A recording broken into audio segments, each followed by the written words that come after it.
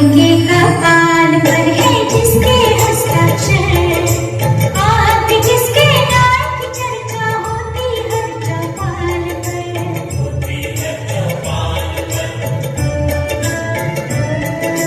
भारत का सम्राट वह उज्जैनी वीर प्रखर, शक को हराकर विक्रमादित्य ने चलाया संवत्सर।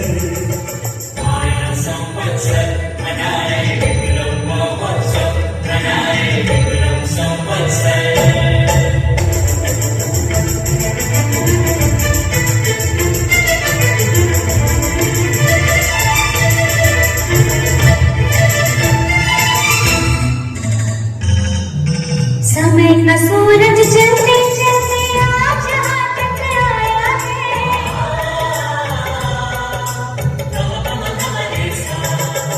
नूतन वर्ष पुरातन के कई परंपराएं लाया है। सृष्टि के निर्माण का और शक्ति के संधान का पर्व बड़ा है आज गर्व का, विक्रम के यशगान का। गुड़ी मनाओ ध्वज लहराओ द्वार द्वार घर घर। शक को हराकर विक्रमादित्य ने चलाया संवत्सर।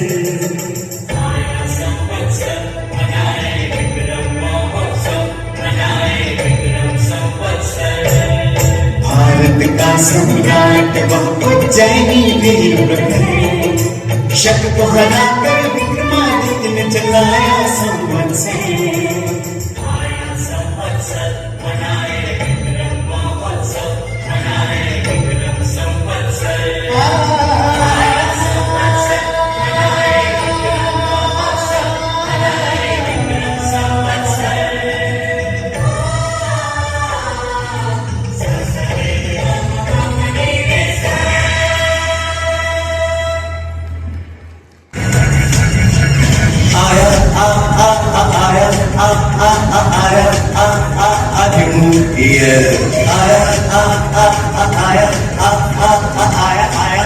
आया न्यू ईयर।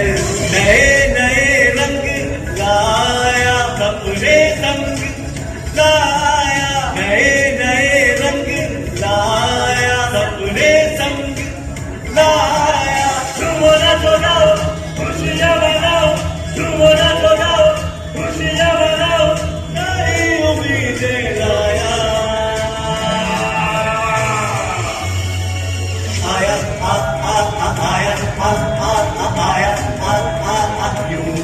विक्रम,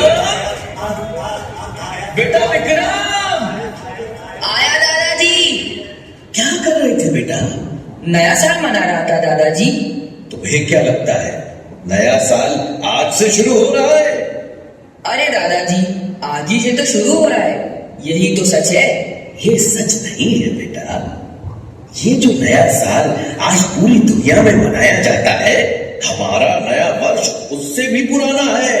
अंग्रेजी कैलेंडर तो भारतीय कैलेंडर के 57 वर्ष बाद बना है।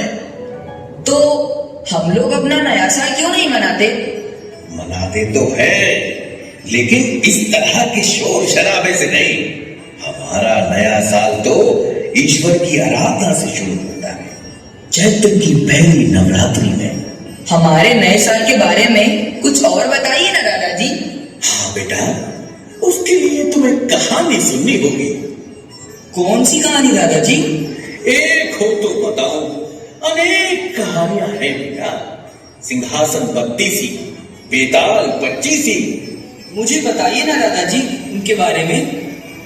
बेटा अब रात हो गई और सुबह तुम्हें स्कूल भी जाना है। चलो चलो चलो, कल जरूर सुनाऊंगा तुम्हें विक्रम और बेताल की कहानियां, पक्का, प्रॉमिस। ओके दादाजी, गुड नाइट। गुड नाइट बेटा।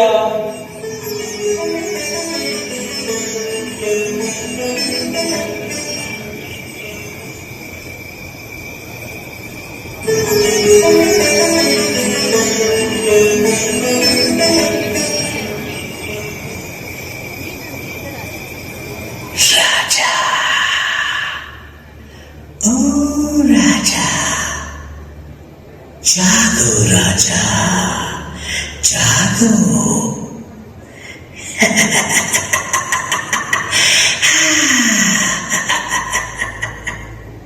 कौन कौन हो तुम? देखो, मुझे डराओ मत, जल्दी बताओ कौन हो तुम और मुझे राजा क्यों बोला? क्योंकि तुम्हारा नाम मेरे राजा के नाम जैसा है। तुम तो मुझे भूत जैसे लग रहे हो। भूतों का भी राजा होता है क्या? राजा तो सबका होता है। लेकिन तुम हो कौन? जल्दी बताओ, वरना दादाजी को बुलाऊंगा तो वह तुम्हें डंडे लाकर भगा देंगे। अरे बाप रे, अरे मैं तो डर गया। लेकिन एक बात बताऊं, तुम्हारे दादाजी मुझे ना देख पाएंगे ना सुन पाएंगे। क्या तुम कोई मिस्टर इंडिया हो क्या? नहीं, मैं हूं मिस्टर बेताल। विक्रम वाले बेताल? तभी तो विक्रम के सपने में आया हूं। अरे कितना क्यूट सपना है मेरा। वाह, तो सुनो ना बेताल चाचा। हाँ, मुझे अपने राजा की कोई कहानी सुनाओ ना। तो सुनो। एक बार राजा विक्रमादित्य के दरबार में धनपाल नाम का एक किसान रोता हुआ आया।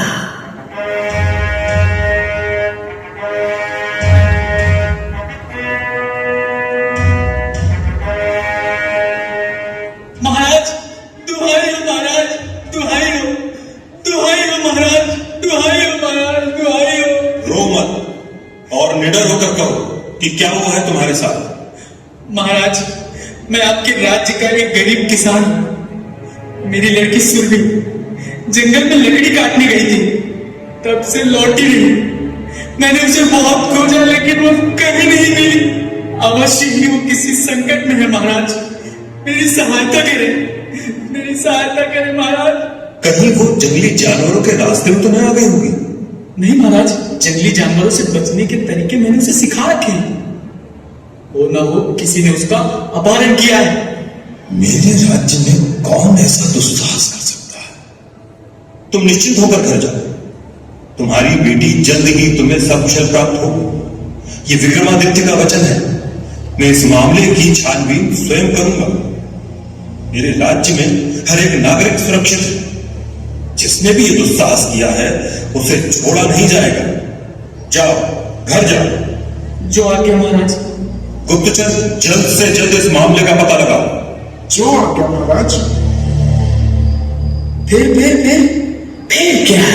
गुप्तचर सारी जानकारी इकट्ठा कर अगले ही दिन विक्रमादित्य के पास जा पहुंची।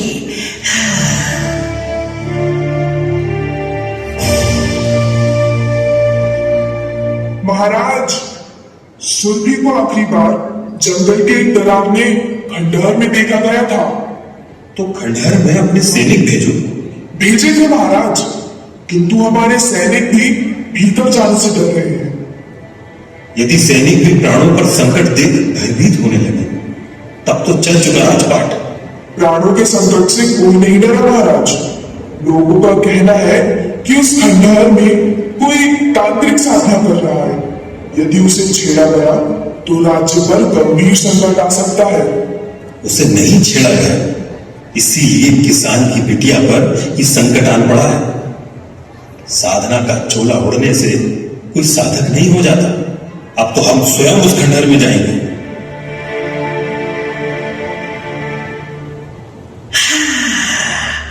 और उसी रात राजा विक्रमादित्य जंगल के उस खंडहर में जा पहुंचे।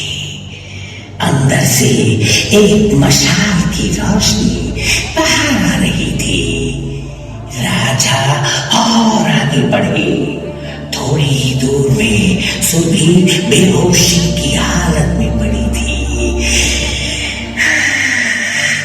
राजा उसके पास पहुंचे, उसे होश में लाया। वो उन्हें देखकर डर गई। जब राजा ने अपना परिचय दिया तब जाकर सुरभि की जान में जान आई। आगे क्या हुआ? तो अगले दिन राजा विक्रमादित्य की सभा लगी।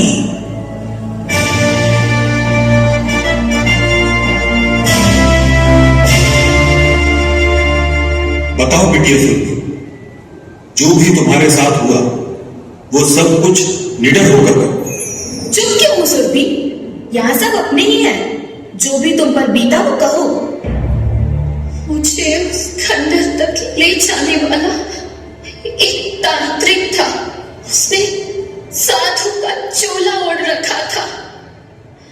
वो मुझे छल पूर्वक साथ लेकर गया और वहां ले जाकर मुझे बेहोश कर दिया। फिर क्या हुआ सुरभि? बेहोशी की हालत में मुझे कुछ दिखाई नहीं दे रहा था, किंतु वहां एक औरत की आवाज आ रही थी जो मंत्रों का जाप कर रही थी। तुम्हें वो आवाज याद है? वो औरत जो मंत्रों का जाप कर रही थी, उसकी आवाज पहचान सकोगे? जी महाराज। ऐसे कैसे इसकी बातों पर भरोसा कर सकते हैं महाराज? ये तो बेहोशी की हालत में थी। रानी पद्मिनी संकट से ये गुजरी थी, इसकी बातों पर भरोसा तो करना ही होगा। बताओ सुरभि, कैसी थी वो आवाज? रानी पद्मिनी जैसी। सुरभि!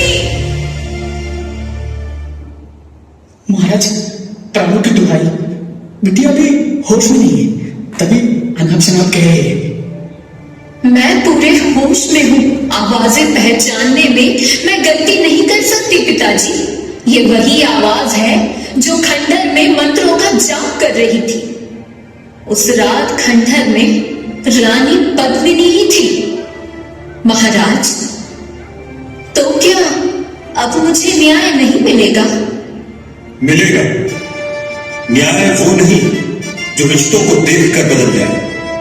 न्याय वो है जो सही और गलत को स्पष्ट रूप से परिभाषित करे। यदि राजा न्याय करने के समय अपने रिश्ते निभाने लगे तो ये प्रजा के साथ सबसे बड़ा अन्याय है। वाह, इसने कहा और आपने मान लिया? ये न्याय है? साबित कब हुआ कि ये जो कह रही है वो सही है? साबित भी हो जाएगा। राज पंडित, आप मंत्र जाप शुरू कीजिए।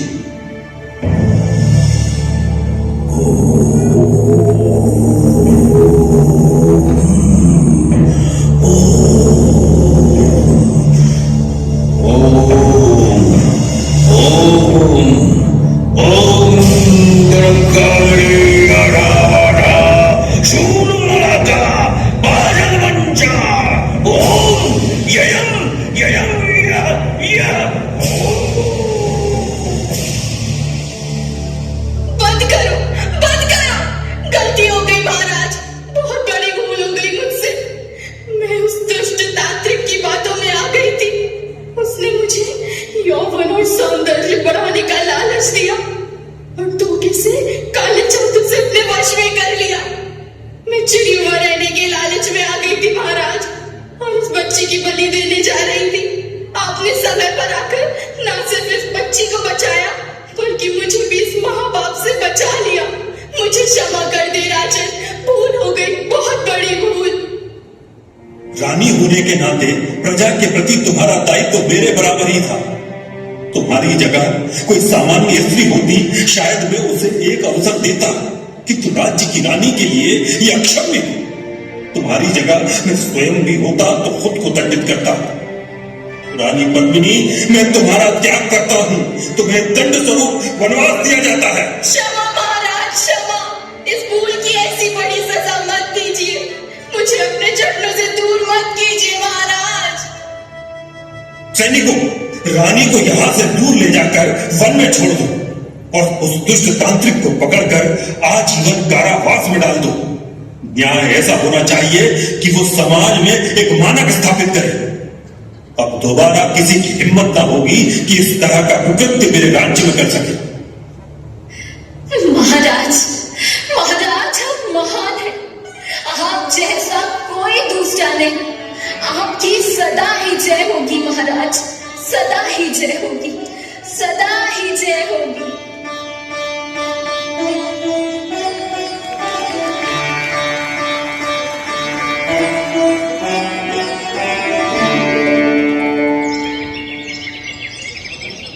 विक्रम, बेटा विक्रम, विक्रम। अरे ये तो अभी तक सो ही रहा है, सुबह हो गई, उठने के पते नहीं है। विक्रम, विक्रम, अरे बेटा सुबह हो गई, आज स्कूल नहीं जाना क्या? अरे उठो। अरे आजकल के बच्चे देखो, काम पर जू तक नहीं ले रही, घोड़ा बेच के सोए। अभी उठाता हूं बेटा, ऐसे ऐसे उठोगे, ऐसे ऐसे अरे उठोगे। बेटा मत करो ना। मैं दादाजी को बता दूंगा, फिर वो तुम्हें डंडे से पीटेंगे। हाँ? क्या खेल बना रखा है बेटा, स्कूल का समय हो गया, उठो वरना देर हो जाएगी, चलो उठो। अरे दादाजी आप, और वो बेताल कहाँ गया? अरे तू है मेरा विक्रम और मैं हूं तेरा बेताल। बेटा तुम जरूर कोई सपना देख रहे होगे। चलो चलो चलो चलो चलो, जल्दी जल्दी से ब्रश करो और स्कूल के लिए तैयार हो जाओ, बिल्कुल टाइम नहीं है, चलो।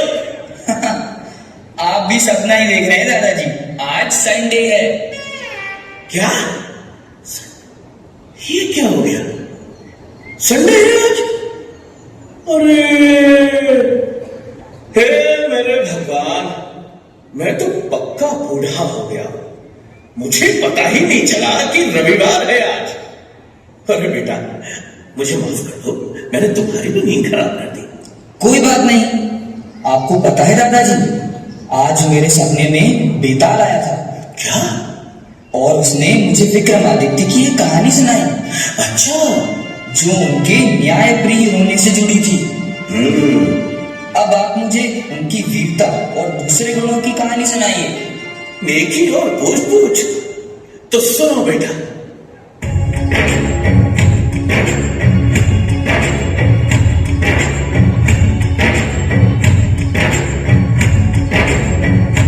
भारत भूमि में मालवा देश के राजा थे गंधर्व से, शिव की कृपा से बालक उनके जन्मा विक्रम से। राजा रानी प्रजा सुखी थे उस युवराज को पाकर, पता नहीं था शकों का राजा बैठा हाथ लगाकर। खुशी के इस शुभ अवसर पर उसने था पानी फेरा, छुप छुप कर हर तरफ से उसने उज्जैनी को घेरा।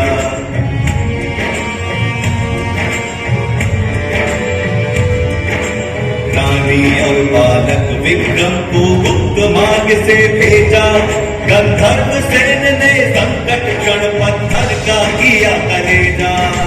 जग राजा ने बाण और गंधर्व सेन का घमासान, जो तेरे जीत गए ये मातृभूमि का था अपमान। जो तेरे जीत गए ये मातृभूमि का था अपमान।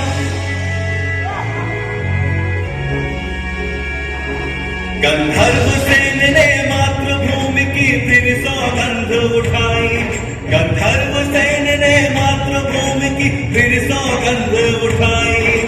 लड़ेगा विक्रम सेन एक दिन इस मिट्टी की लड़ाई, लड़ेगा विक्रम सेन एक दिन इस मिट्टी की लड़ाई। लड़ेगा विक्रम सेन एक दिन इस मिट्टी की लड़ाई।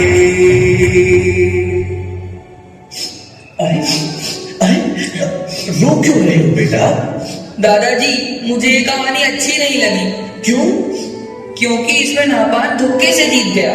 जीतना गंधर्व सेन को चाहिए था, लेकिन वो तो लड़ाई छोड़कर चले गए। गंधर्व सेन गए क्योंकि उन्हें अपने सैनिकों और जनता की रक्षा करनी थी। उस समय शक इतने ताकतवर थे कि उनसे जीतना बहुत मुश्किल था बेटा, और जितने दिन लड़ाई चलती उतना ही राज्य का नुकसान होता, इसलिए उस वक्त उन्हें लड़ाई बीच में छोड़नी पड़ी।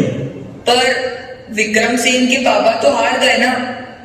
हाँ ये तो बुरा हुआ, लेकिन अंत भला तो सब भला।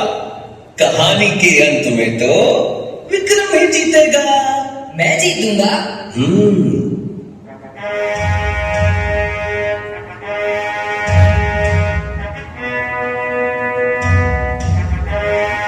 हाँ, तुम जीतोगे पुत्र, जीतोगे। तुम ही इस धरती को शक विहीन करोगे। अगर नहपान ठीक से शासन चलाता तो मैं कभी राज्य की कामना नहीं करता, किंतु जनता ही उससे परेशान है। जनता के कष्ट हरना ही मेरा परम धर्म। मां, जब तक भारत भूमि को शकों से मुक्त न करा दूं, तब तक अन्न का एक दाना भी ग्रहण नहीं करूंगा। बेटा, तेरे विचार ठीक हैं, परंतु अन्न त्याग का हठ ठीक नहीं। हाँ युवराज, रानी जी ठीक कह रही है। आपकी तरह मैं भी बेचैन हूं अपनी मातृभूमि की मुक्ति के लिए। 20 वर्ष की प्रतीक्षा कम नहीं होती। इन 20 वर्षों में जनता ने बड़े कष्ट सहे। मालवा के महाराज और महारानी को छुप छुप कर वनों में रहना पड़ा। हम सब आपके बड़े होने की प्रतीक्षा कर रहे थे। हे मालवा नरेश, हम सबको आपके आदेश की प्रतीक्षा है। मालवा के नरेश तो स्वयं महाकाल है। हमारा वंश तो बस उन्हीं का सेवादार। भगवान महाकाल मेरे स्वप्न में आए और उन्होंने आदेश दिया है कि अब अवंतिका को मुक्त कराने का समय आ गया है। ये तो शुभ संकेत है युवराज, किंतु हमारे पास सैनिक बहुत कम है। युद्ध में सेना की संख्या से अधिक उसका कौशल काम आता है। मैंने जो भैरव सेना तैयार की है उस पर महाकाल की कृपा है। इस भैरव सेना में ताकत और बुद्धि का सटीक मिश्रण है। हमें नहपान की सेनाओं की रसद रोकनी होगी। रसद की कमी से वो आपस में ही कट मरेंगे और सही अवसर देखकर हम आक्रमण करेंगे। किंतु ये छल तो नहीं कहलाएगा कुंवर? तब कहलाता है जब हम शत्रु पर पीछे से हमला करें। हम तो पहले उन्हें दुर्बल करेंगे, फिर सामने से हमला करेंगे। नहपान को संदेशा भिजवा दीजिए कि उसके पाप का घड़ा भर चुका है, किंतु सूचना मिलते ही वो सतर्क हो जाए। निश्चित पर हमला कायरता है और विक्रम कायर नहीं। हाँ बेटा, हमले से पहले शत्रु को सचेत करना वीरता का लक्षण है। काश तुम्हारे भाई भृतहरि भी आज साथ होते। उन्होंने जन कल्याण के लिए ही वैराग्य धारण किया है। उनकी साधना का बल मेरे साथ है। जय महाकाल, जय महाकाल।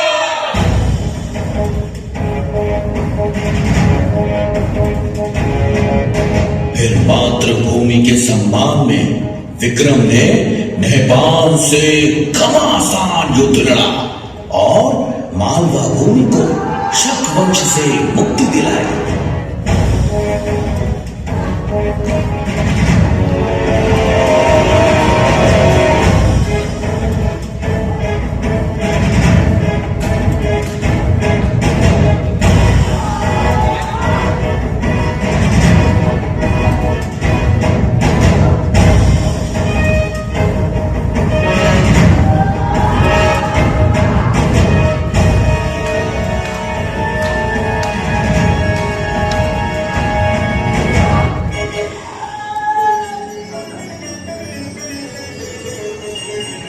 जिन शकों का सूर्य कभी नहीं डूबता था, आपने मालवा से उनका अंत कर दिया।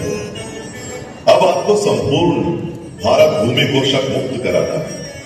आपका पराक्रम भगवान सूर्य जैसा है, इसलिए अब से संसार आपको विक्रम से नहीं, विक्रमादित्य के नाम से जानेगा। महाराज विक्रमादित्य की जय हो। भगवान नरेश विक्रमादित्य की जय हो। महाराज, शकों की विधवाओं और बच्चों के लिए क्या आदेश है? ससम्मान विधवाओं के पुनर्वास की व्यवस्था की जाए और बच्चों की शिक्षा दीक्षा राजकोष से कराई जाए। अद्भुत। महान राजा का यही गुण है कि वो अपने संरक्षण में आने वाले सभी जीवों की रक्षा करे। आपने एक नए समय का सूत्रपात किया। आपकी अनुकंपा है गुरुदेव। अवश्य ही ये समय अपनी जड़ों की ओर लौटने का है। वैदिक परंपराओं की पुनर्स्थापना का है। कुलदेवी हरसिद्धि की कृपा से मैंने अपने नवरत्न पहचान लिए हैं। इन नवरत्नों की सहायता से मैं इस राज्य का संचालन करूंगा। धनवंतरी, शपनक, अमर सिंह, वास्तुकार शंकु, कालिदास, वेताल भट्ट, वररुचि, खटखपर और वराह मिहिर जैसे विद्वानों के नेतृत्व में ये राज्य 10 दिशाओं में प्रगति करेगा। जैसे ब्रह्मांड की शोभा नवग्रह से होती है, वैसे ही मालवा के यह नवरत्न मिलकर राज्य का वैभव बढ़ाएंगे। साथ ही धूर्त शिरोमणि मूलदेव और आचार्य व्याड़ी को भी मैं अपने रत्नों में शामिल करना चाहता हूं। पुत्र, राजा के विचार दल में धूर्त मूलदेव का क्या काम? विद्वानों को शामिल करना तो समझ आता है, किंतु धूर्त शिरोमणि को कौन राजा अपने पास आने देता है? धूर्तों को हराने के लिए क्या सरल और निष्कपट विद्वान सलाह दे पाएंगे? भारत भूमि पर शकों का वृहद साम्राज्य है। अगर हमें उन्हें इस धरती से खदेड़ना है तो इनकी धूर्तताओं को समझना होगा। मुझे लगता है इन मामलों में मूलदेव की सलाहें बहुत काम आ सकती हैं। अद्भुत। धरती के इतिहास में ऐसी समृद्ध सोच किसी राजा की ना देखी ना सुनी। आचार्य व्याड़ी भले ही स्वर्ण बनाने में अब तक असफल रहे हैं, किंतु वो लगनशील है। आज नहीं तो कल अवश्य सफल होंगे। बार बार असफलताओं के बाद भी उनका विश्वास स्वयं से डिगा नहीं है। ऐसा विद्वान अवश्य ही राज्य के लिए उपयोगी साबित होगा। गुरु का आश्वासन मिल गया, अब मैं निश्चिंत हूं। श्रीमान कालिदास, आपसे आग्रह है कि अपने साहित्य को जन सुलभ बनाने की दिशा में कार्य करें। अन्य सभी नवरत्नों से आग्रह करता हूं कि ज्ञान, विज्ञान, भाषा और वैदिक रीति के प्रसार की दिशा में कार्य करें। जैसी आज्ञा महाराज। गुरुदेव, एक विचार मेरे मन में उमड़ रहा है। यदि आपकी आज्ञा हो तो कहूं? आदेश करें महाराज। मुझे देश में एक नए पंचांग की आवश्यकता महसूस हो रही है। क्या हम मालवा को समय गणना का वैश्विक केंद्र बना सकते हैं? साधु साधु, बहुत उत्तम विचार है महाराज। जैसी आज्ञा गुरुदेव। श्रीमान वराह मिहिर, मैं आपको एक बड़ा दायित्व सौंप रहा हूं। आप खगोल और ज्योतिष के ज्ञाता हैं। हमारे भारत में अब तक पूर्ण रूप से प्रामाणिक और वैज्ञानिक पंचांग नहीं है, जिसके कारण सदा ही जनता में शुभ और अशुभ मुहूर्तों के संबंध में भ्रम की स्थिति बनती है। आप काल गणना की नई व्यवस्था तैयार करिए जो वैदिक परंपराओं पर आधारित हो और पूर्ण रूप से वैज्ञानिक हो। आपकी आज्ञा शिरोधार्य है महाराज, किंतु आपके मार्गदर्शन के बिना मेरे लिए ये कर पाना संभव न होगा। आप स्वयं सभी विषयों के ज्ञाता हैं। इस दिशा में आप आगे आगे चले और मैं आपका सहगामी रहूंगा। आप ही इस विक्रम संवत के प्रणेता हैं। विक्रम संवत, विक्रम संवत, विक्रम संवत। जैसी सभासदों की इच्छा। आज चैत्र नवरात्रि का पहला दिन है। आज से ही विक्रम संवत की गणना आरंभ करेंगे तो माता हरसिद्धि की कृपा हम सब पर बनी रहेगी।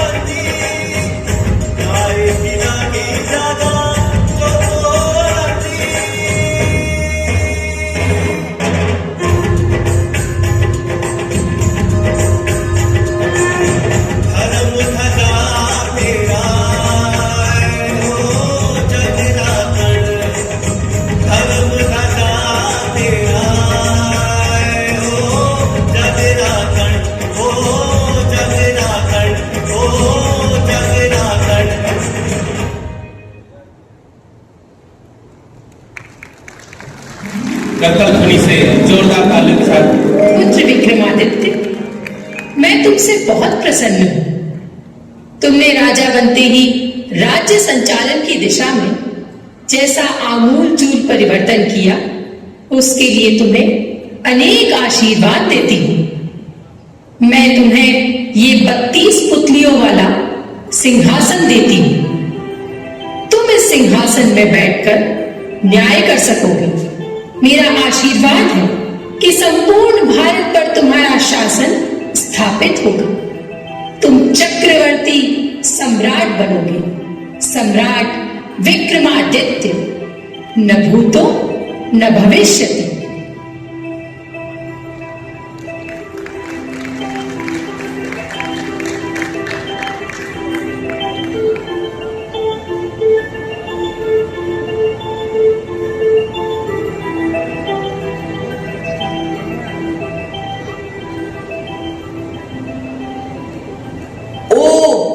आपने इसीलिए मेरा नाम विक्रम रखा था, ताकि मैं भी उनकी तरह महान बन सकूं। हाँ, और नहीं तो क्या। जानते हो बेटा, उनके बाद 14 ऐसे राजा हुए जिन्हें विक्रमादित्य कहा गया। विक्रमादित्य की प्रसिद्धि के बाद उन महान राजाओं को विक्रमादित्य की उपाधि दी जाने लगी। क्या पता कल को तुम भी विक्रमादित्य कहलाओ। उनकी महानता की और कहानियां बताइए ना दादाजी। हाँ हाँ, क्यों नहीं। उनकी महानता पर जितना कहो उतना ही कम है बेटा। उनका शासन सिर्फ भारत में नहीं, आज के अरब, ईरान, इराक और मिस्र तक फैला हुआ था। और उन्होंने कश्मीर के राजा की मृत्यु के बाद संकट में पड़े राज्य में सुशासन स्थापित किया। जानते हो बेटा, उन्होंने गांधार प्रांतों को शिक्षित करने के लिए वहां भी वेधशालाएं बनवाई। उनके सद्गुणों की चर्चा अनेक भाषाओं के ग्रंथों में मिलती है। उनकी अरब विजय का वर्णन अरबी कवि जरहाम किंतोई ने शायद उल उकुल में किया है। इस्तांबुल की प्रसिद्ध लाइब्रेरी मकतब सुल्तानिया में ये किताब है, जिसमें एक शिलालेख का जिक्र मिलता है। हाँ, ये रहा। बेटा, जरा उसका ये अंश तो पढ़ो।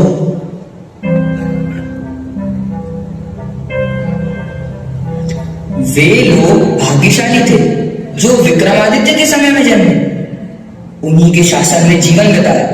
वह एक दयालु, उदार और कर्तव्यनिष्ठ राजा था, जो हर एक व्यक्ति के कल्याण के बारे में सोचता था। उसने अपने पवित्र धर्म को हमारे बीच फैलाया। हिंदुस्तान के सूर्य से भी तेज विद्वानों को विक्रम ने उनके बीच भेजा, ताकि ज्ञान का उजाला उस तरफ भी फैल सके। दादाजी, मुझे विक्रमादित्य की और कहानी सुनाइए ना। हाँ हाँ मेरे बच्चे, क्यों नहीं। रुको। इन किताबों में क्या है दादाजी? इन किताबों में कहानियां हैं। इन दोनों किताबों में सम्राट विक्रमादित्य की कहानियों का भंडार है बेटा। एक है सिंहासन बत्ती सी और दूसरी बेताल बच्ची सी। इसके अलावा भी उनकी वीरता, उदारता, दया, क्षमा आदि गुणों से भारतीय साहित्य भरा पड़ा है बेटा। इन्हें पढ़ो और उनके गुणों को अपने जीवन में उतार कर तुम भी उनके जैसा बनो।